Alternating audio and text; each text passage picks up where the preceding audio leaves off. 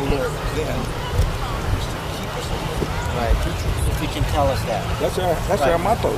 Okay. Remember, I keep America alert. Whether it's from you people, from those people, for anybody. It's the same thing. And that's the way I feel. Okay? Okay. Well, where you want me up? Just back Red Street. I had to rush like mad to get over here. busy day, huh? I've been downtown most of the day. I had to rush home to get her and then come out here. Where do you live? Kailua. Kailua. That's Way over. just the opposite side of the island. Yeah. Can't wait till H3 comes along, huh? Yeah, I'm That hard would to help. wait. But I had to rush like mad to get over for this. Yeah. I was coming over, but not this early. Yeah. Okay, ready? Yeah. Mr. Haverty, how old are you right now? How old are you right now? I will be 74 years old this month. 70. I was just a hair under 24 when the war started. And exactly when the war started, what rank were you at the time? I was a first-class aircraft mechanic. And I was kind of incapacitated that morning because on October the 20th, I'd gone to the hospital to have a bad arm repaired. I had broken my left arm and one bone refused to heal. And so they would run me into the hospital and chiseled a piece of bone out of my right shin and put in my left arm. That left my right leg in bad shape. So that morning, I was sitting in a wheelchair in the old Naval Hospital, which is right at the mouth of the harbor. If you look down the channel as far as you can see and then turn 90 degrees left, right there. That's where I was, watching through the lanai. And from where I was, you couldn't see the harbor along Battleship Road. You couldn't see the water or the what we call Torpedo Alley down the Southeast Lock. All we could see was the trees and above the trees. But we could see the channel right in front of the hospital. And so we didn't get a good look at what was going on the surface. All we could see was the airplanes. And when the first two dive bombers come down and hit the south end of Ford Island, we wondered what was going on. We thought the Army was practicing as they had been doing without the explosions. But with the explosions, it had us wondering. We were trying to figure it out. And then a machine gun opened up, and that says something's wrong. We don't know what. And then a plane pulled up, I think it was a Zero, pulled up, and we could see the identification on the wings. I said, my gosh, that's meatballs. We're under fire. That is an attack. And even then, some of the patients in the hospital says, that's impossible. I don't care what you say. That is a Japanese airplane. We're under attack. By that time, a machine gun had started going off, and they were starting to mix it up. We were firing back in less than 2 minutes, and our 5-inch guns were firing back in less than 5 minutes. That's rather rapid. And from then on, they really mixed it up, because in the first wave of airplanes, there was 183 planes, which was 43 fighters, 40 torpedo planes, 49 horizontal bombers with 800-kilogram bombs, and 51 dive bombers loaded with 250-kilogram bombs. And they come in here and went to work at 5 minutes to 8. And that they showed no signs of being amateurs at all. They were professionals. Well, they should have been. They've been fighting the war for about 3 years over in Asia. So they knew exactly how to do it, go about it. They were professionals and very good about it. So this is how things started. It's not a very good way to start a Sunday morning, a beautiful Sunday morning. It seemed like that first wave only lasted about 45 minutes. Then right behind them was the second wave of 170 airplanes, which was 80 dive bombers, 46 horizontal bombers, and 44 fighters. And I'll tell you, I didn't think he was going to quit. It seemed like all day to me, but it's only an hour and a half. What exactly were you doing at the time? I was sitting in a wheelchair in the hospital. I couldn't walk because of my leg, and I couldn't use crutches because of my arm. And this is a rather frustrating situation. It wasn't that I was brave or courageous or anything else, but it's frustrating to be trained to do a job, and then when the opportunity comes up, you can't do a thing about it. It's that simple. it just cuts you down to a quick, because what can you do is you sit there and look at them and says, that's it. I didn't mind later. So you stayed in the service after? How long have you? Oh, yes. I stayed in. Well, to make it real brief, they shipped me out of here on the 29th of December. I went back to San Diego, and they operated on my arm again. Then I was out of the hospital by March, and then we helped form a fighter squadron up to Alaska, stayed there the rest of 1942. Then we come out of that, went down to South Pacific, and back and forth. And I stayed in then until 1957, which also gave me a tour over in Europe in 1948 and 49 when the Berlin airlift was inaugurated. I was on that for the whole time. They supplied Berlin by air.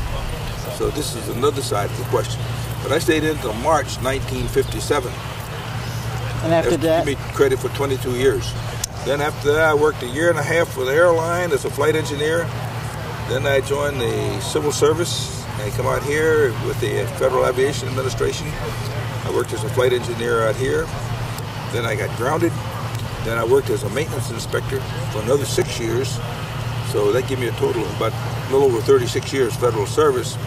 And then when I was an inspector out here is when we filmed Tora. In fact, I recertificated 8 of the airplanes using that. And I monitored the maintenance on all of them. So I kind of got my fingers in it. But what I liked about it was I got an engraved invitation from 20th Century Fox to the premiere. That was good. Well, what do you think about the movie, the whole... The Tora? Well, I think it was very well orchestrated and very well shown. It left out this bunch of nonsense that you see a lot of people putting in. Personality stuff, I call it. It dealt more with the truth of what actually happened. And they did a very good job of it. I think, so far as filming is concerned, I think he did an excellent job.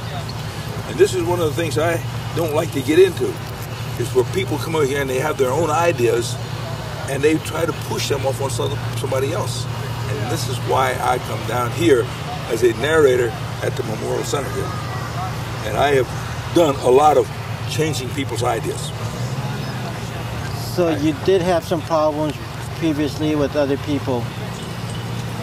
Not really. It's just that they think about this and they say that, and it's not too hard to change. I got the proof they don't. Now, this 50th anniversary, what is the mission purpose? Really, most of it is true. It's a half a century.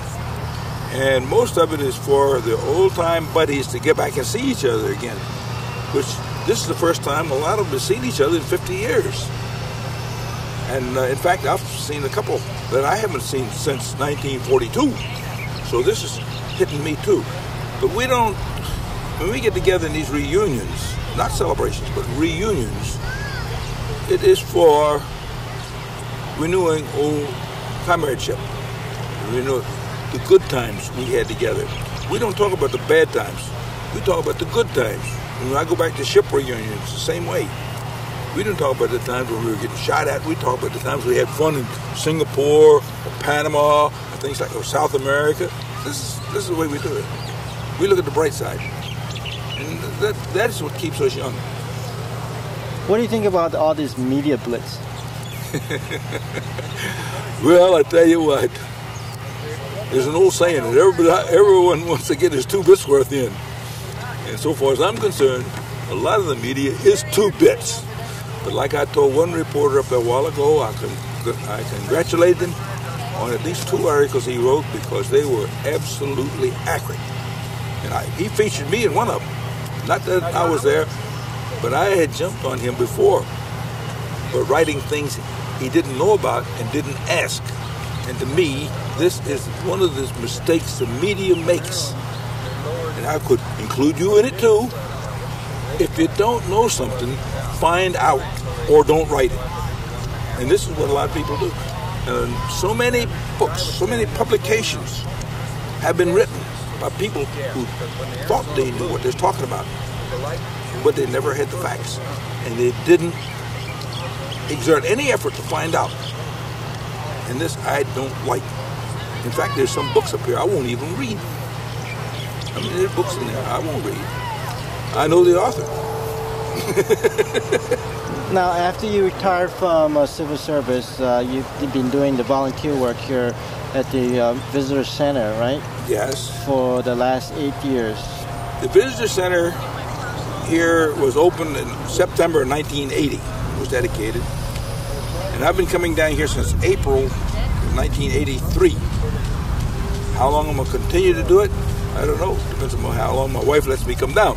But I was coming down on Thursday only. Then I started coming down on Thursdays and Sundays. And my wife was taken sick a while back. So now I come down on Sunday only. But I get a lot done. Now, December 7th, 50 years ago, and December 7th today, well, in a few days. What change do you feel? I beg your pardon? Like every December 7th, does that mean to you since 50 years ago up to from a couple of days from now? It's about the same, so far as I'm concerned personally. I do look forward to it in a way, because I know a bunch of my old buddies will be coming out. There's something I'd like to add on that particular point. I had been in the Navy 6.5 years in 1941. And of all the people that I knew out here that day, not one of them got hurt that day. Although some of them got hurt later on, but not on that one day. And my brother was over on Fort Island, right in the middle of it. Never got a scratch. But this is something I like to spread out, because this shows you how many people can be involved in something like this and not get a scratch. So not one person I knew got hurt that day. Now, your experience in the war and the story of Pearl Harbor, your children, your next generation, how are they passed on to them? Well, we have kind of an organization called the Sons and Daughters of Pearl Harbor Survivors. Our sons don't care to join it. They did very little bit of service time. They're both working as civilians, so we say I don't think much of it's rubbing off on them.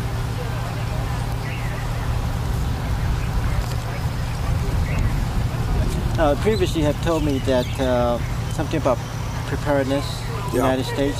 Yeah. Can you elaborate that on? Well, we were in a pretty sad state of readiness.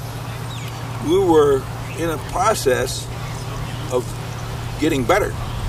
We had quite a few units being built, things like that, but we still need to train a lot of men to take care of them.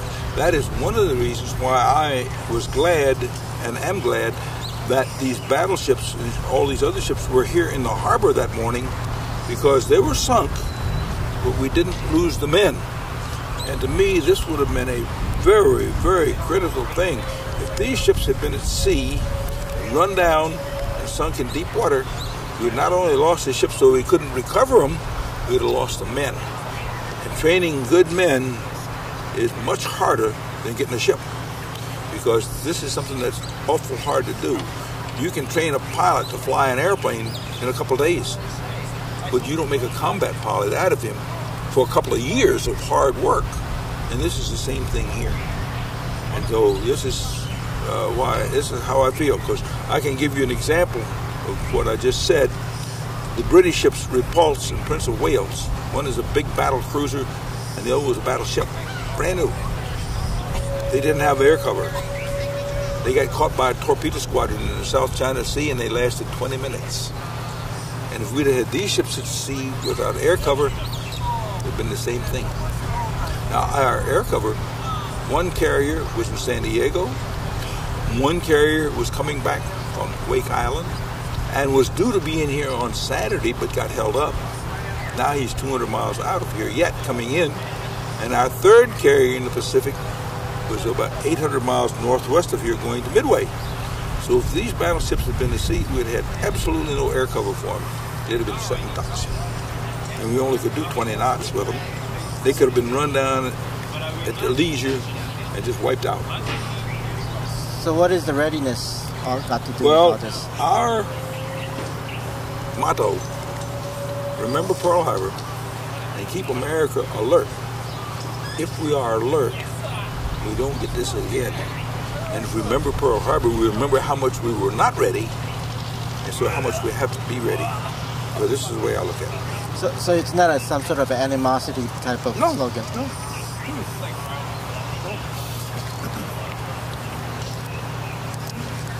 Not so far as I'm concerned. What is your agenda for the rest of the week till December 7th? Well, tomorrow I'll probably be down at a hotel all day greeting people at the reception desk. Then on Friday, we have a big parade downtown, which I'm a color bearer. Then I go from there, probably back down to the hotel again. And on Sunday I'll be down here and be over at here for the evening service. I usually make the evening service. I don't make the morning service. So I'll be busy. I won't have a minute to spare. My wife's saying, I wish we could get out of this. But no, this is always a very busy week for our chapter out here. We only have about 50 men in our local chapter, and every 5th year we have to host the national organization. And this year we have about a little over 5,000 members coming out. So this is something that we have to work like mad. Actually, on December the 7th, 1941, there were about 66,000 men under arms on this island. That's including Coast Guard, Navy, Marines, Army Air Corps, Field Artillery, Coast Guard, everybody. We had about 66,000 men there. So people said, well, why did they make a landing? It wouldn't have been that easy. No way. So that is how many eligible men we could have had for our organization. Although there's a lot of them, they're not joiners. They wouldn't join anything. A lot of them have joined and then quit. A lot of them have joined and quit the hard way. So we're getting weeded down pretty fast. But we still have about 11,000 registered. And I know about here, about 6 or 8 men who haven't ever joined. So there's no way in the world of telling how many people we have eligible. So this is something else. Okay, thank you. Okay, thank you for the opportunity to be on the air. Thank you, sir. Okay, when is this going to be shown in Japan?